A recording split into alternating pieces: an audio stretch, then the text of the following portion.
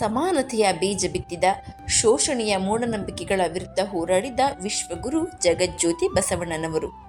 ಬದುಕಿಗೆ ದಾರಿ ತೋರಿದ ಕ್ರಾಂತಿಯೋಗಿ, ಜಗತ್ತಿಗೆ ಜ್ಞಾನದ ಬೆಳಕು ಚೆಲ್ಲಿದ ವಿಶ್ವಗುರು, ಕಾಯಕವೇ ಕೈಲಾಸ ಎಂದು ಸಾರಿದ ಬಸವಣ್ಣನವರ ಜಯಂತಿಯ ಸಮಯದಲ್ಲಿರುವಂತಹ ನಾವು ಬಸವಣ್ಣನವರ ಜೀವನದ ಬಗ್ಗೆ ತಿಳಿದುಕೊಳ್ಳೋಣ.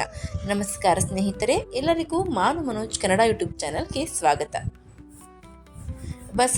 ಬಸವಣ್ಣನವರು 12ನೇ ಶತಮಾನದಲ್ಲಿ ಹುನಗುಂದದಿಂದ 20 ಕಿಲೋಮೀಟರ್ ದೂರದಲ್ಲಿರುವ ಬಾಗೇವಾಡಿಯಲ್ಲಿ ಜನಿಸುತ್ತಾರೆ. ಈಗ ಈ ಬಾಗೇವಾಡಿ ಬಸವನ ಬಾಗೇವಾಡಿ ಎಂದೇ ಪ್ರಸಿದ್ಧ. ಕೆಲವು ಇತಿಹಾಸಕಾರರು ಇವರು ಇಂಗಳೇಶ್ವರದಲ್ಲಿ ಜನಿಸಿದರು ಎಂದು ಸಹ ಹೇಳ್ತಾರೆ. ಅವರ ತಂದೆಯ ಹೆಸರು ಮದರಸ ಮತ್ತು ತಾಯಿಯ ಹೆಸರು ಮಡಲಂಬೆ. ಅವರು ತಮ್ಮ ಬಾಲ್ಯವನ್ನ ಕೂಡಲ ಸಂಗಮದಲ್ಲಿ ಕಳೆಯುತ್ತಾರೆ. ಪತ್ನಿ ಗಂಗಾಂಬಿಕೆ. ಅವರ ಪತ್ನಿ ಗಂಗಾಂಬಿಕೆ ಬಿಜ್ಜಳನ ಪ್ರಧಾನಮಂತ್ರಿಯ ಮಗಳು. ಬಿಜ್ಜಳ ಕಲಚೂರಿಯ ರಾಜ. ಬಸವಣ್ಣನವರು ಲೆಕ್ಕ ಪರಿಶೋಧಕರಾಗಿ ಕೆಲಸ ಮಾಡಲು ಪ್ರಾರಂಭಿಸುತ್ತಾರೆ. ನಂತರ ಬಿಜ್ಜಳರು ಅವರನ್ನ ಮುಖ್ಯಮಂತ್ರಿಯಾಗಲು ಆಹ್ವಾನವನ್ನು ನೀಡುತ್ತಾರೆ.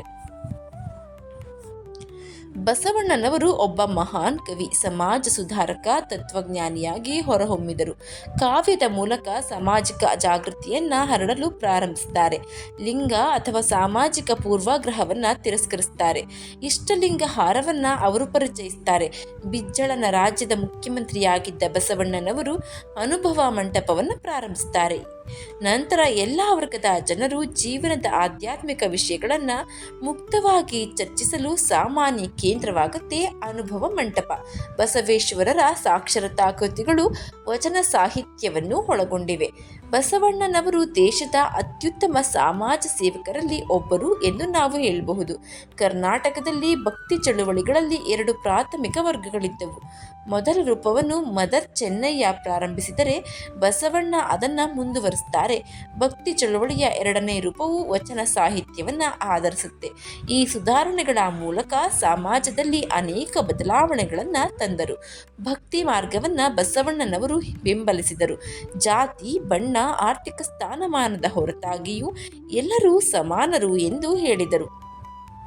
ಶರಣ ಸಮುದಾಯದ ಬೆಳವಣಿಗೆಯಲ್ಲಿ ಬಸವಣ್ಣನವರು ಗಮನಾರ್ಹ ಕೊಡುಗೆಯನ್ನು ನೀಡುತ್ತಾರೆ.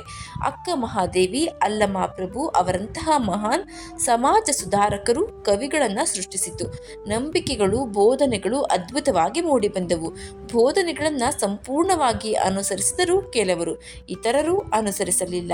ಸಮಾಜದ ಕೆಟ್ಟ ಅಭ್ಯಾಸಗಳ ವಿರುದ್ಧ ಹೋರಾಡಿದರು. ತಮ್ಮ ಆಳವಾದ ಸಾಮಾಜಿಕ ಜ್ಞಾನ, ಕಾವ್ಯದ ಮೂಲಕ ಸಮಾಜವನ್ನು ಬದಲಾಯಿಸಲು ಪ್ರಯತ್ನಿಸಿದರು. ಕರ್ನಾಟಕದಲ್ಲಿ ಬಸವ ಜಯಂತಿಯನ್ನು ಸರ್ಕಾರಿ ರಜಾದಿನವೆಂದು ಘೋಷಿಸಲಾಗಿದ್ದು, ಬಸವಣ್ಣನವರ ಅನುಯಾಯಿಗಳು ಅಪಾರ ಸಂಖ್ಯೆಯಲ್ಲಿದ್ದಾರೆ. ಕರ್ನಾಟಕದಲ್ಲಿ ಎಲ್ಲ ನಗರಗಳು ಮತ್ತು ಹಳ್ಳಿಗಳು ಜನ ಇದನ್ನು ಅದ್ದೂರಿಯಾಗಿ ಆಚರಣೆ ಮಾಡ್ತಾರೆ.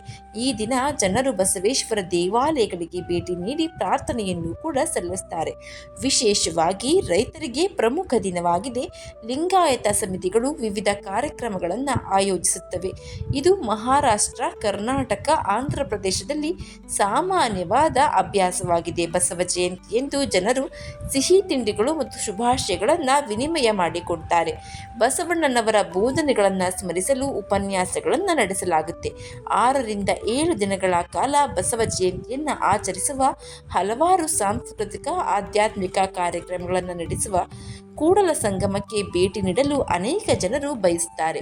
ಇಷ್ಟೇ ಅಲ್ಲದೆ ಬಸವಣ್ಣನವರ ಅನೇಕ ವಚನಗಳು ಎಲ್ಲರಿಗೂ ದಾರಿದೀಪವಾಗಿ ಕಂಡುಬರುತ್ತವೆ. ಎಲ್ಲರ ಜೀವನದಲ್ಲೂ ಮುಂದೆ ನಡೆಸುವಲ್ಲಿ ನಮಗೆ ಸಮಾನತೆಯ ದಾರಿಯನ್ನು ತೋರುತ್ತವೆ. ಅದರಲ್ಲಿ ಕೆಲವೊಂದು ವಚನಗಳು ಪ್ರಸಿದ್ಧಿಯನ್ನು ಪಡೆದಿವೆ. ದಯೆಯೇ ಧರ್ಮದ ಮೂಲವಯ್ಯ, ದಯೆಯಿಲ್ಲದ ಧರ್ಮ ಯಾವುದಯ್ಯ, ದಯೆಬೇಕು ಸಕಲ ಪ್ರಾಣಿಗಳೆಲ್ಲರಲ್ಲಿ, ದಯೆಯೇ ಧರ್ಮದ ಮೂಲವಯ್ಯ, ಕೂಡಲ ಸಂಗಮ ದೇವನಂತಲ್ಲದೊಲ್ಲನಯ್ಯ, ಉಳ್ಳವರು ಶಿವಾಲಯ ಮಾಡುವರು, ನಾನೇನು ಮಾಡಲಿ ಬಡವ, ಎನ್ನ ಕಾಲೇ ಕಂಬ, ದೇಹವೇ ದೇಗುಲ, ಶಿರವೇ ಹೊನ್ನ ಕಳಶವಯ್ಯ, ಕೂಡಲ ಸಂಗಮ ದೇವ ಕೇಳಯ್ಯ, ಸ್ಥಾವರ ಕಳಿವುಂಟು ಜಂಗಮ ಕಳಿವಿಲ್ಲ. ಹೀಗೆ ನಾನಾ ರೀತಿಯ ವಚನಗಳನ್ನು ನೋಡಬಹುದು ನಾವು ಬಸವಣ್ಣನವರಿಂದ. ಜಗಜ್ಯೋತಿ ಬಸವಣ್ಣನವರು ಹಾಕಿಕೊಟ್ಟ ಆದರ್ಶದ ಮಾರ್ಗದಲ್ಲಿ ಜೀವನವನ್ನು ನಡೆಸೋಣ. ಸರ್ವರಿಗೂ ಬಸವ ಜಯಂತಿಯ ಆರ್ಥಿಕ ಶುಭಾಶಯಗಳು. ಈ ಮಾಹಿತಿ ನಿಮಗೆ ಇಷ್ಟವಾಗಿದ್ದರೆ ದಯವಿಟ್ಟು ಶೇರ್ ಮಾಡಿ, ಲೈಕ್ ಮಾಡಿ. ವಿಡಿಯೋ ಬಗ್ಗೆ ನಿಮ್ಮ ಅನಿಸಿಕೆ ಅಭಿಪ್ರಾಯವನ್ನು ಕಮೆಂಟ್ ಬಾಕ್ಸ್ನಲ್ಲಿ ತಿಳಿಸಿ. ಚಾನಲ್ನ ಸಬ್ಸ್ಕ್ರೈಬ್ ಮಾಡ್ಕೊಂಡೆ ನೋಡ್ತಾ ಇದ್ದರೆ ದಯವಿಟ್ಟು ಸಬ್ಸ್ಕ್ರೈಬ್ ಮಾಡಿಕೊಂಡು ನೋಡಿ, ಪಕ್ಕದಲ್ಲೇ ಕಾಣುವಂತಹ ಬೆಲ್ ಬಟನನ್ನು ಒತ್ತಿ. ಧನ್ಯವಾದಗಳು.